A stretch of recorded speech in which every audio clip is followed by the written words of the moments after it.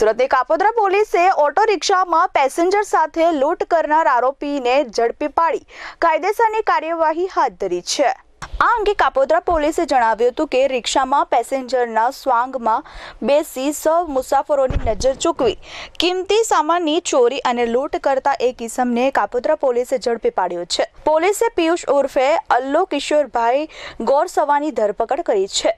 પકડાયેલ આરોપીની પૂછપરછમાં સામે આવ્યું હતું કે તારીખ 10/2/2025ના રોજ પોતે ગૌતમ ડાભી તથા વસંતભાઈ સોલંકી કામરેજ 4 રસ્તાથી પેસેન્જર તરીકે ઓટો રિક્ષામાં બેઠા હતા।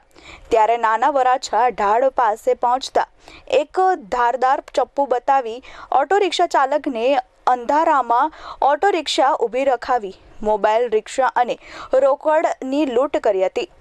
આ અંગે ગુનો નોંધાયો હતો, જે ગુનામાં અગાઉ ગૌતમ ડાભી અને વસંતભાઈ સોલંકી પકડાયા હતા અને પિયુષ ફરાર હતો।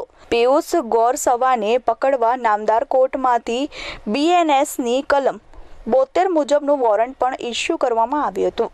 અત્રે ઉલ્લેખનીય છે કે પકડાયેલ આરોપી પિયુષ ગુનાહિત ઇતિહાસ ધરાવે છે। પિયુષ વિરુદ્ધ 6 જેટલા ગુના નોંધાયેલા છે, જેમાં સુરત કામરેજ પોલીસ મથક, પૂર્ણા પોલીસ મથક, રાજકોટનું ઉપલેટા પોલીસ મથક, અમરેલીનો બગસરા પોલીસ મથક, જૂનાગઢ પોલીસ મથકમાં 2 ગુના નોંધાયેલા છે। Bureau report S24 news Surat.